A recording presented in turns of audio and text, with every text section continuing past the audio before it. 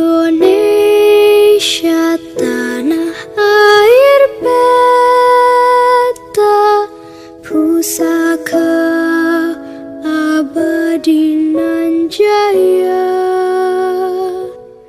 Indonesia sejak dulu. Selamat pagi anak-anak Bapak semuanya. Hari ini kita belajar bahasa Indonesia yang bermateri membaca dan mengenali unsur pembangun buku non-fiksi dan fiksi. Nah, materi pembelajaran kita hari ini ada di halaman buku paket halaman 276, LKS halaman 99. Tujuan pembelajaran kita dapat menemukan unsur-unsur dari buku fiksi dan non-fiksi yang dibaca. Oke, sebelum kita memulai pembelajaran hari ini, mari kita berdoa menurut agama dan kepercayaan kita masing-masing. Berdoa dimulai. Berdoa selesai. Iya, sebelum kita membahas fiksi dan non-fiksi, kita harus mengetahui pengertian atau definisi dari membaca. Membaca adalah jendela dunia. Dengan membaca, kita dapat merengkuh dunia. Begitu banyak kata bijak yang menyarankan banyak membaca buku. Bukan sekedar membaca Facebook, SMS, dari berbagai ponsel pintar kita. Secara garis besar, buku yang kita baca dikelompokkan menjadi dua bagian, yaitu buku fiksi dan non-fiksi. Nah, artinya buku pelajaran atau buku-buku yang lain itu termasuk fiksi atau non-fiksi kah? Mari kita bahas satu persatu. Satu, fiksi. Buku fiksi adalah buku berisi cerita imajinatif yang dibuat untuk menghibur pembaca.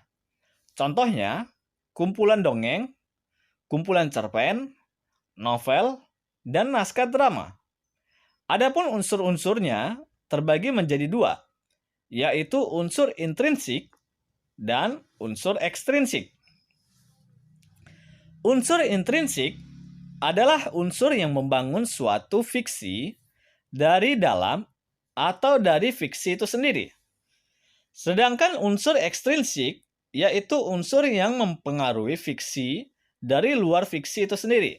Nah, artinya buku fiksi ini berupa buku-buku cerita yang bersifat imajinatif ataupun khayalan dari seorang penulis.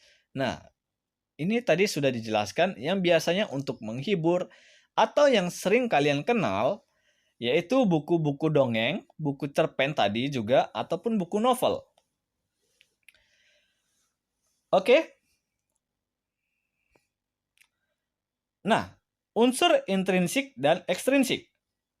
Untuk yang pertama ini adalah unsur intrinsik. A. Tema. Tema yaitu inti yang menjadi landasan cerita fiksi. Contohnya, tema persahabatan, perjuangan, bencana alam. Tema ini artinya maknanya ini lebih luas dibandingkan judul. Nah, contohnya seperti bencana alam. Kalau tema bencana alam, berarti kalau judul yang bisa kita angkat, banjir di Sumedang. Itu judulnya. Temanya yaitu bencana alam. Yang B, alur atau plot. Alur yaitu jalan cerita. Maksud Bapak ini jalan ya, bukan jalinan. Jalan cerita dari perkenalan, konflik, dan sampai ke klimaks maupun dia pemecahan masalah. Nah, alur dapat berupa alur maju, mundur, dan campuran. Nah, kalau yang kita ketahui alur maju, berarti dia menceritakan masa yang akan datang. Contoh, Bapak menulis sebuah cerita, yaitu cerita anak umur 7 tahun. Lalu Bapak menceritakan dia waktu masa SD, SMP, SMA, kuliah, dan sampai dia ke jenjang pernikahan. Itu namanya alur maju. Dia terus maju alurnya. Sedangkan alur mundur, ini kebalikannya, yaitu menceritakan masa lalu atau flashback.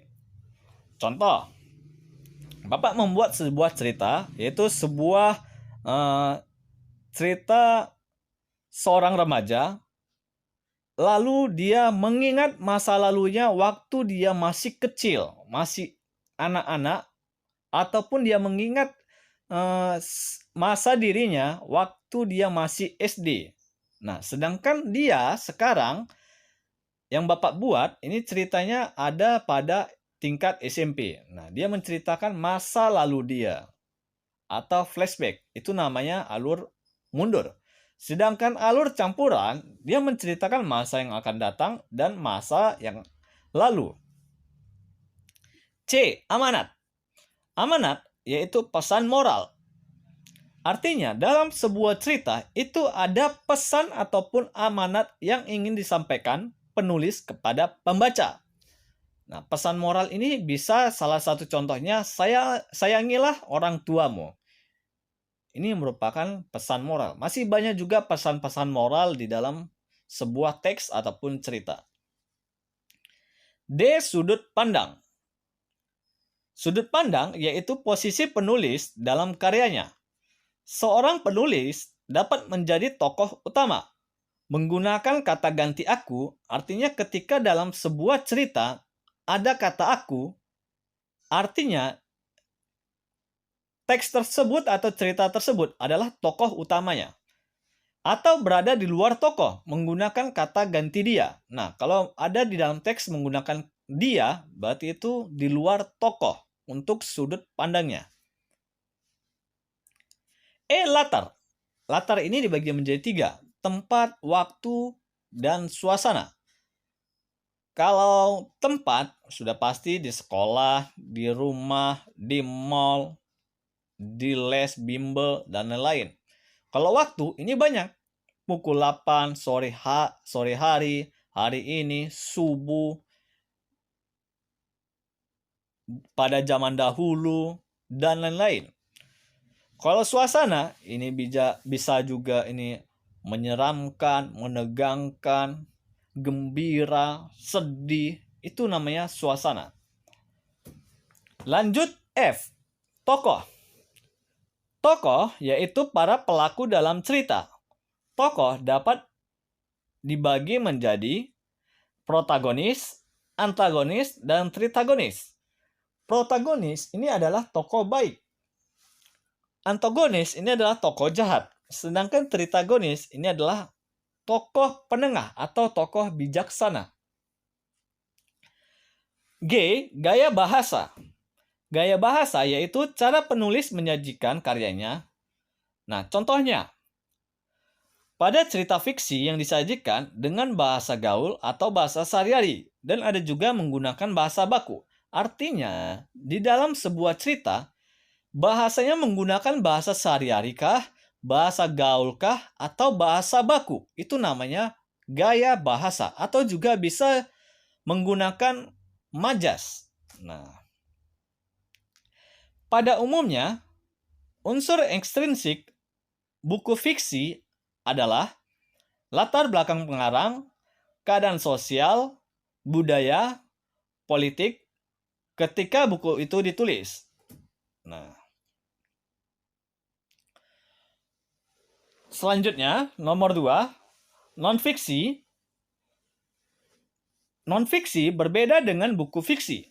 Buku non-fiksi berisi fakta dan informasi, bukan bersifat imajinatif.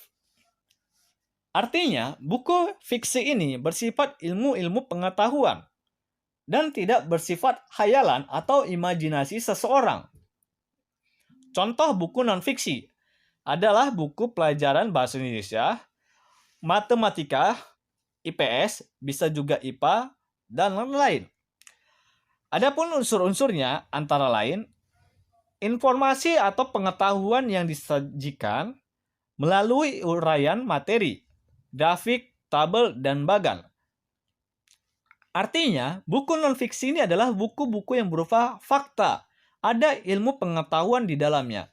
sudah ada mungkin observasi ataupun pengamatan ataupun penelitian yang dilakukan oleh orang lain. Itu namanya non-fiksi. 1-5.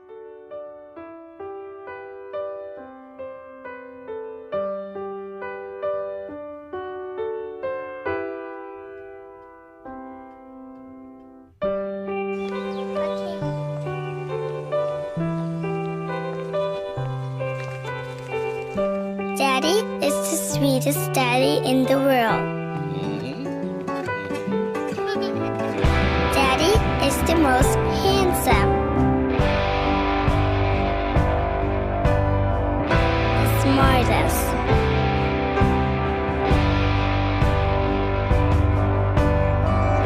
The most clever. The kindest.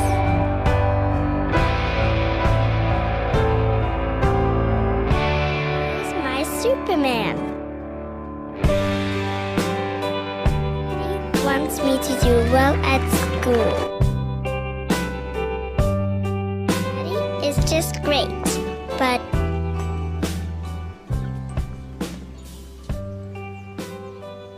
he lies.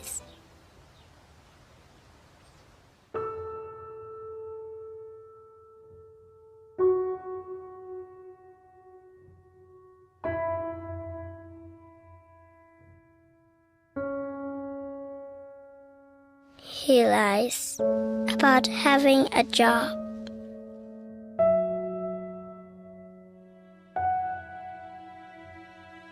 He lies about having money.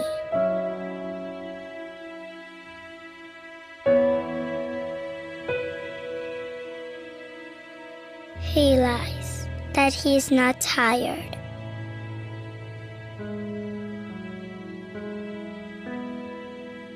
He lies that he's not hungry. He lies that we have everything.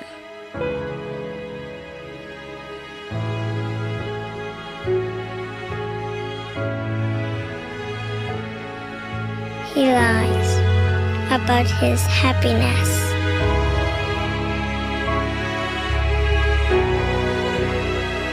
He lies because of me.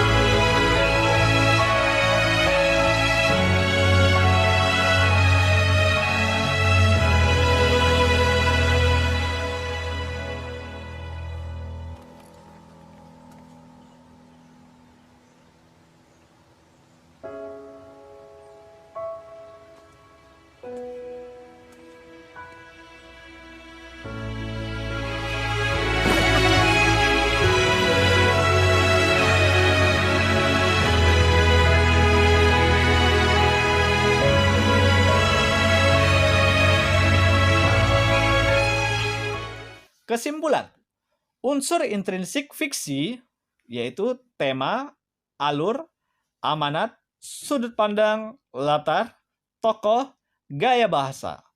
Ekstrinsik yaitu latar belakang pengarang, keadaan sosial, budaya, dan politik. Unsur buku non-fiksi yaitu informasi dan pengetahuan yang disajikan melalui uraian materi, grafik, tabel, dan bagan. Oke, sekian pembelajaran kita hari ini. Jika ada yang kurang paham atau tidak mengerti, boleh bertanya pada gurunya saat konsultasi atau boleh bertanya di aplikasi Discord, yaitu di kolom pembahasan diskusi. Oke, sampai jumpa.